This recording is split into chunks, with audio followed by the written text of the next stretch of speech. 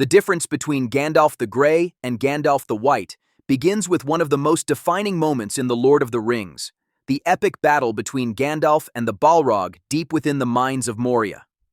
This confrontation is far more than a test of strength.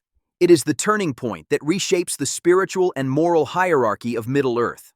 When Gandalf falls into the abyss, consumed by shadow, and later returns transformed as Gandalf the White, the balance between light and darkness, and the very structure of divine authority in Tolkien's world, changes forever. Gandalf, from grey to white. Gandalf's return after his battle with the Balrog was not a resurrection in the mortal sense, but a divine reinstatement, an act of grace carried out by Eru Ilúvatar himself. In The Two Towers, Gandalf recounts that, "Darkness took me, and I strayed out of thought and time."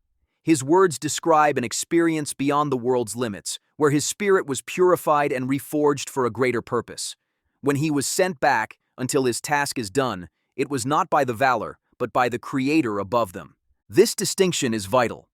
Gandalf the Grey had been one of 5 emissaries sent by the Valar to oppose Sauron through wisdom and persuasion.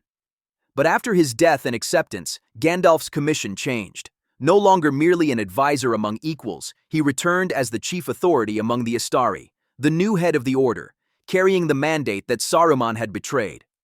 When Gandalf declares, "Indeed, I am Saruman," one might almost say Saruman as he should have been. He acknowledges this transfer of power and purpose. The color white in Tolkien's mythos signifies wholeness, purity, and the restoration of divine order. Gandalf's transformation represents the completion of his trial, the refinement of his spirit, and his elevation to a higher form of being. Even his physical presence reflects this shift, luminous, weightless, and radiant with spiritual energy.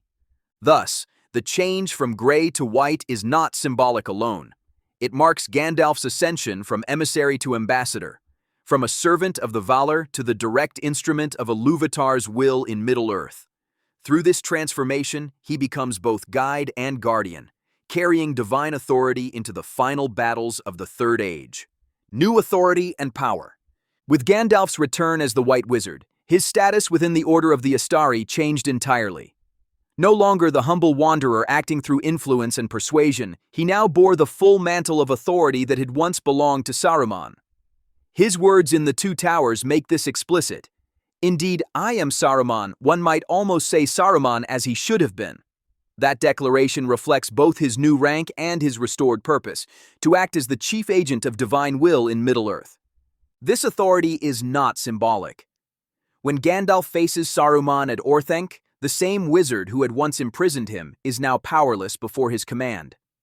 Tolkien describes the scene in which Gandalf orders Saruman to return, speaks judgment over him, and breaks his staff with a single word. It is not through physical force, but through the authority of his voice, a sign of spiritual power sanctioned by Ilúvatar himself.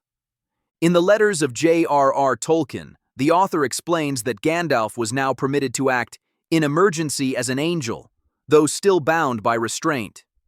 His power could intervene only when the free peoples faced destruction. This explains why Gandalf steps forward at Minas Tirith to defend the city or confronts the Witch King when all others falter. His authority was absolute in moments when evil threatened to overcome hope, but it was never used for domination or glory. Gandalf the White thus embodies controlled power, the perfect balance of might and humility. He acts when intervention is essential, not for conquest, but preservation. In his new form, he stands as both commander and servant, the visible arm of divine justice acting within the limits of mercy. The story of Middle-earth stretches far beyond Gandalf's return. Subscribe to follow every age, every battle, and every legend that shaped the world beneath the One Ring. Wisdom, vision, and awareness. After his transformation, Gandalf the White's perception of the world deepened beyond anything he had known before. Though still bound to a physical form, his spirit had become more closely aligned with the divine harmony of Arda. In The Two Towers, he tells Aragorn, Legolas, and Gimli, "I can see many things far off, but many things that are close at hand I cannot see." This simple statement reveals his new nature. Gandalf is no longer only a wise counselor, but a being partly removed from the constraints of time and space. As Gandalf the Grey, he had relied on experience, judgment, and intuition. He made mistakes, hesitated, and sometimes doubted his path, as shown in his long delay investigating Bilbo's ring or his uncertainty at the crossroads of Moria. But the White Wizard acts with remarkable clarity and decisiveness.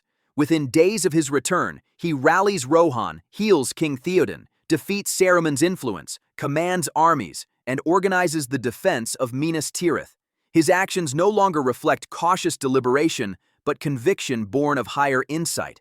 Tolkien wrote that Gandalf the White was now more in tune with the song of creation, hearing the gathered rumor of all lands, the song and the weeping. This heightened awareness symbolizes his connection to the divine rhythm of Ilúvatar's world, the music of the Ainur that underlies all existence. Gandalf's vision is not foresight in a prophetic sense, but harmony with the unfolding design of destiny. Through this union of wisdom and awareness, Gandalf becomes the bridge between divine will and mortal courage. He does not command fate but aligns with it, guiding others toward their appointed roles in the greater story. His wisdom is no longer learned, it is illuminated. The true difference. The difference between Gandalf the Grey and Gandalf the White lies not merely in strength or appearance, but in purpose and divine authority. The Grey was a guide, a humble wanderer who moved among the peoples of Middle-earth, learning their ways, earning their trust, and inspiring them to stand against the shadow. He embodied patience, restraint, and compassion.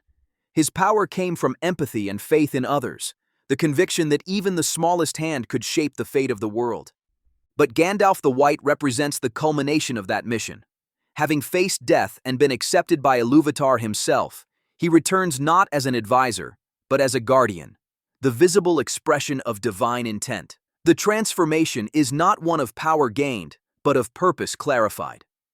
Where the Grey encouraged others to act, the White ensures that their actions lead to victory. He is no longer one among the wise.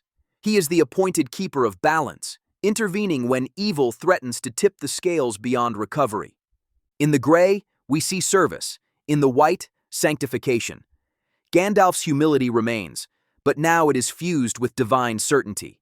Ultimately, Gandalf's transformation is Tolkien's reminder that true strength is born from surrender, that power tempered by humility becomes divine. To truly understand the forces that shaped Gandalf's destiny, you must go back to where it all began. Watch next.